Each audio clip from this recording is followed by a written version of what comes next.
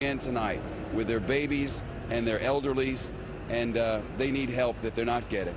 That's the fact in New Orleans tonight, Sean. Shep, how many people are you talking about on the bridge there? Because we see now as we're on the air here this hour, the images of the convoys going in, the armed guards going in, and you see the supplies going in. Why are they not getting to that specific location? I don't know.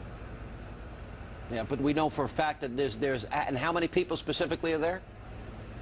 Hundreds and hundreds and hundreds and hundreds of them. See, the thing is, people don't know where to go now. They're not being told where to go. 2 days ago, I was on that same bridge at exit 235 saying there were thousands of people there then who didn't know where to go. They went to the Superdome. They were told no. The federal government finally stepped up and said, no, don't go to the Superdome, but they weren't told where to go. So they sit there. It may be because they were worried about chaos in other places if too many people were gathered. There's just no answer to that question. It's one of the first stories I've ever covered where questions as simple as, why do the people on the easily accessible bridge not get food and water and don't even get instructions of where to go to get food and water and medical attention? It's the first time I've ever not known the answer to that, and I'm not sure there is an answer. There may be nowhere for them to go yet. Where do you go to get those answers? Who's in charge? Who do you ask? Where do you go to get information? I don't know, Sean. Alan, there's a command center here, and I guarantee you they're doing their dead level best with what they have to work with. There are lots and lots of rescue workers in town. There's lots of food, but there are lots of people who are not getting it. And why is that? I wish I knew, Alan and Sean. I don't know. Are volunteers needed? Is anything people can do to help? Do more people needed there to help distribute? If there are hundreds of people on bridges and on freeways who are living outside with tiny babies who aren't getting formula and elderly people who need medicine, yes, they are needed. How can you help? I think the answer is to send money to relief organizations. But you know, I don't want to sound, you know, crazy about this tonight. But Alan and Sean, we've seen this and we can smell it, and I don't know. All right, Shep Smith in New Orleans tonight. Thanks, Shep. And joining us now from outside the convention center in New Orleans is our very own Geraldo Rivera, who's on the ground from earlier today. Geraldo. Sean, I can't emphasize what Shep just said enough. He said it exactly right. There's no earthly answer that anyone can understand why these people, after 6 days, are still in this filthy, miserable convention center. Why are they still here? There's the freeway here. I tell you what I would have done. What I would still do, I would say, let them walk out of here. Let them walk away from the filth. Let them walk away from the devastation. Let them walk away from the dead bodies in here. They say they're on the second floor in the freezer. I've been on the first floor. It's like Willowbrook in there. I'm telling you, Sean and Alan, this is, you cannot deny that it's 6 days since this natural disaster befell New Orleans. What has happened since is as bad or worse than what Mother Nature did. It's just, I mean, I can't understand that. I've only been here in Louisiana for less than a day. I left New York yesterday. But coming to the convention center, it is as if time stopped. It's as if I'm back and it's Wednesday. I saw Fox News on Wednesday, and people were here at this building, the convention center, saying, get us out of here, help us, help us. And now it's 48 hours after that, and the people are still here. None of them, as far as I know, not a single one has been bussed out of here. They're all still here. Why is that?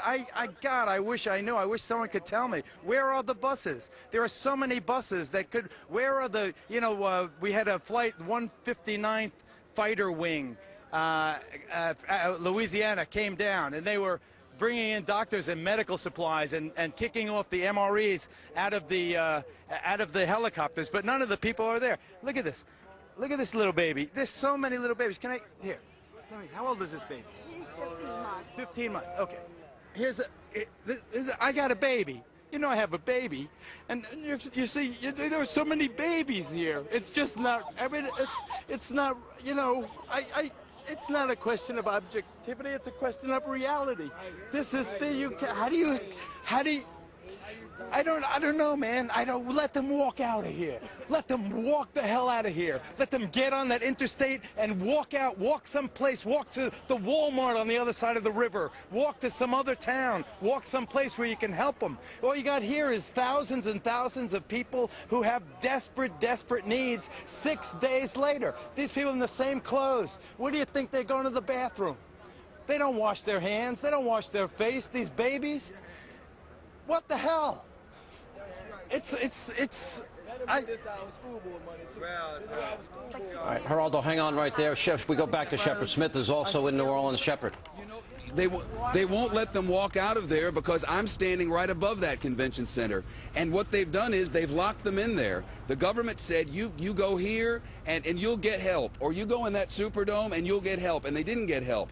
They got locked in there and they watched people being killed around them. And they watched people starving. And they watched elderly people not get any medicine. And now they know it's happening because we've been telling them repeatedly over and over every day. And you know what they're doing now? And I'm not blaming anyone. I'm telling you what's happening. They have set up a checkpoint at the bottom of this bridge. This is the bridge that takes you from New Orleans over into Gretna, from Orleans Parish into Jefferson's Parish. It's the only way out. It's the connection to the rest of the world. And they've set up a checkpoint, and anyone who walks up out of that city now is turned around. You are not allowed to go to Gretna, Louisiana from New Orleans, Louisiana. Over there, there's hope. Over there, there's electricity. Over there, there's food and water. But you cannot go from there to there. I think the government will not allow you to do it. It's a fact. I want to get some perspective here because earlier today, the images... That is perspective. Hang on a second. That is all the perspective you need. Hang on a second. I want to get perspective in this sense. That earlier today, Fox was showing the images of the convoys, of the people getting in there. With the convoys, there was food, there was medicine, there was water, and there were supplies. So obviously, we are getting a lot closer than we were. So what is it going to take? What is the time frame? Is anybody saying that we're going to get that was going in there today to the people that you're talking about? No idea. No idea. Okay.